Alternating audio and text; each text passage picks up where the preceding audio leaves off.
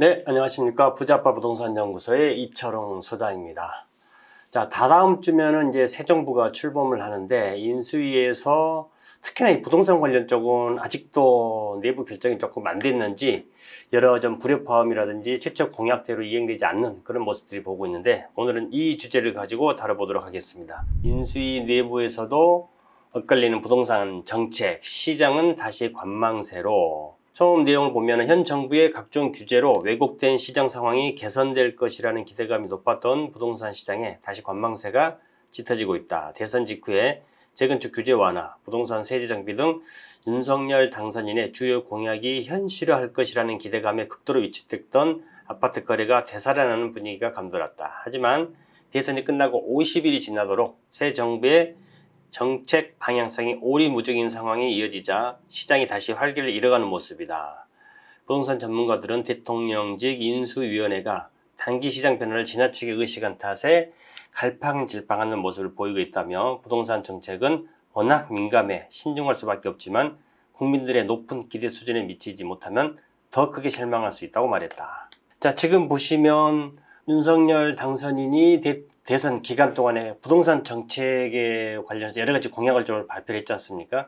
사실 지금 이제 정권이 교체된 가장 큰 요점 중에 하나가 아마도 부동산 정책의 실패와 부동산 정책의 기대감 때문이 아닐까 이렇게 개인적으로 좀 생각을 해보는데 대통령 당선 이후에 지금 인수위에서 입장 변화들이 조금씩 나타나고 있는데 이게 요즘에 조금 이제 언론에서 내부적으로 조금 말이 많습니다.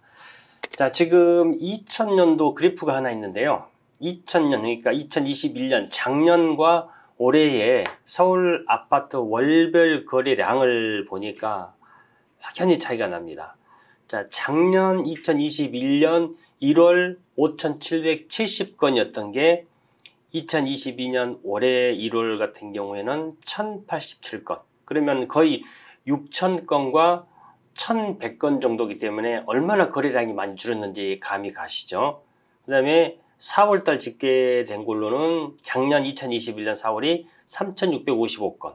근데 지금 이제 올해 4월 이제 마지막 주이지만 얼마 안 남았지만 4월달 지금 신고된 게 519건. 물론 이제 4월 거래량 같은 경우는 3월에 거래한 거를 4월에 거래 신고를 하기 때문에 한 달씩 조금 딜레이 되는 거는 있습니다만은 아직 4월이 마무리가 안 됐기 때문에 그래도 작년 3,600건에 비해서 이게 뭐 많이 잡아도 700건 안 넘어갈 거 아닙니까?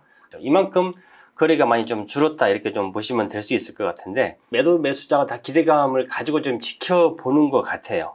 특히나 지금 요즘에 가장 이제 핫하게 떠오르고 있는 게 일산과 분당 또 그다음에 이제 뭐 부천 중동 이런 쪽에 일기 신도시들 같은 경우에 30년이 다 지금 넘어갔지 않습니까? 제가 좀 연락이 도래를 했는데 이쪽에 재건축 관련해서 굉장히 인수위에서 많이 좀 풀어준다고 이야기가 됐었다가 인수위에서 중장기 과제를 검토하겠다 이 말 한마디 흘리는 바람에 일기 신도시 뭐 이런 주민들 여론이 그럼 대통령 공약 내놨던 걸 다시 후퇴하는 것이냐 이렇게 여론이 또 갑자기 안 좋아지니까 다시 추진을 하겠다 이렇게 해서 말을 지금 바꾸고 그런 지금 상황입니다. 물론 이제 이것도 TF 팀장을 맡고 있는 신경호 교수가 직접 나서서 이야기를 좀 한 상황이고요. 지금 이제 인수위 쪽에서는 부동산을 될 수 있는 좀 풀어주려고 그러는 거죠. 따라서 무주택자라든지 신혼부부 이런 분들 흔히 말하는 실수요자들 같은 경우에 지금 LTV를 최대 80%까지 풀어주겠다. 따라서 집이 꼭 필요한 실수요자 같은 경우 대출을 많이 받더라도 이렇게 집을 구할 수 있게끔 퇴로를 좀 만들어 주겠다 이런 공약도 좀 발표를 했는데 이게 지금 어느 정도 실행이 될지는 모르겠습니다. 그리고 지금 이제 가장 관심을 많이 갖고 있는 게 바로 이제 엊그제 기사에 나왔었죠. 일기 신도시들의 재건축 지금 이 활성화를 위해서 지금 현재 일기 신도시의 평균 용적률 자체가 200% 플러스 마이너스입니다. 적은 데는 106, 70%, 많은 데는 한 225% 정도. 따라서 평균 한 200% 정도가 현재 용적률인데 적용된 용적률인데 이거를 300%까지. 그러니까 평균 200만 잡는다고 하더라도 300까지면은 용적률 자체가 100%가 올라가는 거거든요.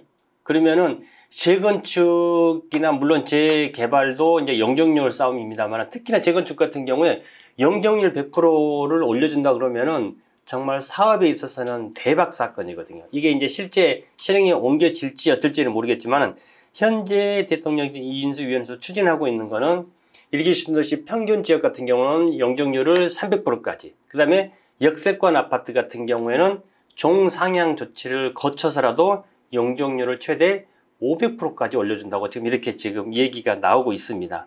이게 이제 어느 정도 진행이 될지는 모르겠는데 정말 역세권 같은 경우에 용적률이 500%까지 추진이 된다고 하면 여기 뭐 집 가지고 계신 분들 같은 경우에는 말 그대로 대박이다 이렇게 좀 보실 수가 있을 것 같은데요. 자, 기존 정부에서는, 문재인 정부에서는 부동산 정책을 정말 뭐 징벌적 세금이라든지 아니면은 뭐 범죄자 취급하시다시피 해서 여러 가지 규제책 일변도로 진행을 했지만 부동산 가격은 걷잡을 수 없이 많이 올랐거든요. 근데 이거를 대비해서 이번 윤석열 당선인 같은 경우 선거 기간 내내 완화 풀어준다고 이렇게 말을 했지 않습니까? 이렇게 해서 부동산 정책의 각종 규제를 없애거나 풀어주거나 완화를 하게 되면은 부동산 가격 또한 어떻게 되겠습니까? 네, 당연히 또 올라갈 수밖에 없죠. 그래서 부동산 가격은 이래도 올라가고 저래도 올라갈 수밖에 없는 상황이다. 이렇게 좀 보시면 될 수 있을 것 같고요. 자, 오늘 뉴스를 마무리하자 그러면 지금 특히나 이제 일기 신도시 같은 경우에 이렇게 용적률 완화가 만약에 확정이 된다고 그러면은 정말 일기 신도시에 집을 가지고 있는 기존의 뭐 입주민들 뿐만이 아니고 요즘에 이제 저희 사무실도 많이 추진을 하고 있습니다만은 단지 내 상가, 재건축 연한이 도래한 단지 내 상가에 소액 투자하시는 분들 굉장히 관심이 좀 많습니다. 이 용적률 자체가 상향 조정됨으로 인해서 사업성이 훨씬 더 좋아지기 때문에 다주택에도 들어가지도 않고 중과세도 해당되지 않는 이 상가 소액 투자가 훨씬 더 각광을 좀 받을 것이다. 이렇게 좀 예상을 한번 해봅니다. 자, 본 영상 보시고 이 상가 소액 투자에 관심이 있으신 분들 같은 경우에 자막에 나가는 전화번호나 댓글 주시면 또 성심성의껏 답변해 드리도록 하겠습니다. 지금까지 이 소장의 부동산 픽이었습니다.